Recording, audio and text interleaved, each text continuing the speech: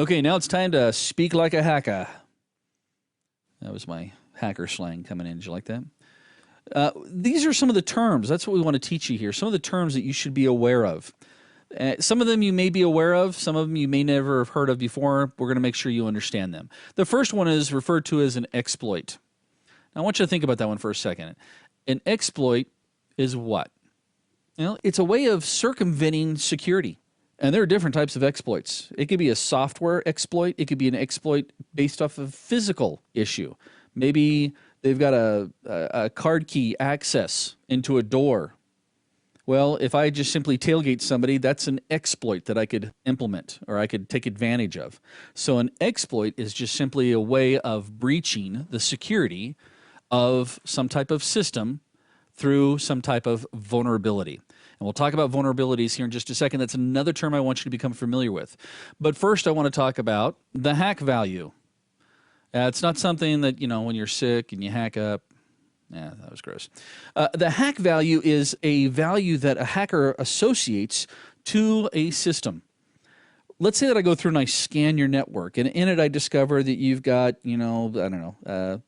10 Windows 7 machines, you've got a Windows 2003 server, you've got a Windows 2012 server, you got a Linux box, and you got a couple of Macs out there too. Now, I'm going to go through as a hacker and associate a hack value, meaning which machines are going to be more advantageous for me to go after. Not that I can't get into all of them. It's always a matter of time. We'll talk about that one a little bit later on too. Time is our worst enemy when it comes to hacking or protecting ourselves from hacking. I always love it when I'd have relatives say, yeah, I went off and bought a Mac because I don't have to worry about antivirus. And I'm like, oh, man, yeah, that's it. Don't give yourself any type of protection. Just assume. And the truth behind that whole concept, that whole marketing from Apple is brilliant, by the way. But when you think about it, at the time, Apple had less than 10% of the market share. Now, pretend like you're a hacker for a second. Do you really want to go after only 10% of the systems out there? Or if you're trying to create a piece of malware, do you only want to infect 10% of the systems out there?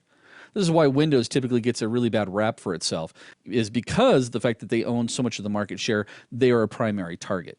So I'm going to go through and I'm going to look at your machines and say, okay, a Linux box, not impossible, but it may be more difficult. I'm going to maybe focus more on these Windows 7 machines, but you know what? Even easier, older technology, you got a Windows Server 2003 system sitting out there. It may not be patched, or it may not have a hotfix installed, which leads me into vulnerabilities. Vulnerabilities is a weakness in the design or a weakness in the implementation of a system. Whether, again, it could be, I shouldn't just say a system, I got to come up with a good word for this one, but it's for either operating systems, hardware, applications, anything that's dealing with the IT environment. It may have a vulnerability. There are vulnerabilities on routers. There's vulnerabilities on Adobe Acrobat. There's vulnerabilities for webcams. I mean, they're everywhere. A target of evaluation. Now, what we mean by this term is some type of system, an application, a device, a component, a person that the hacker has identified as a device that requires a security evaluation. This actually, going through and listing your targets of evaluations, helps an evaluator understand all the functionality, all the vulnerabilities, all the technology that's involved in that apparatus, or that, again, it can be from system to users. So we need to go through and evaluate those. We also have what they refer to as a zero-day attack. Now, a zero-day attack is very similar. Well, this is probably the most common or known term that we use in the hacking world. A zero-day attack is an attack that a hacker can issue against a target where there's been no patch or fix deployed.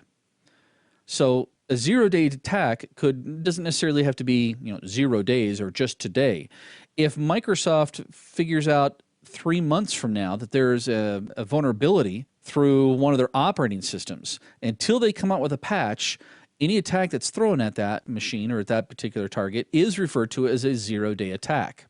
So again, a zero-day attack is just simply something that hasn't been fixed, either from the developer or could be lack of training if it's a user. And finally, we have something called daisy chaining. Daisy chaining is, well, let me explain it to you, 'cause sometimes it's a little bit easier to understand if I explain it. Daisy chaining is, let's say that I come into your network and I scan your network and I see that you've got these Windows 7 machines out there, you've got some servers out there. I'm going to try to compromise one of your desktop machines. And I'm going to do Billy Bob down at the mail department, his mailroom. Do we even have mail rooms anymore? Email rooms. No, we'll go with marketing.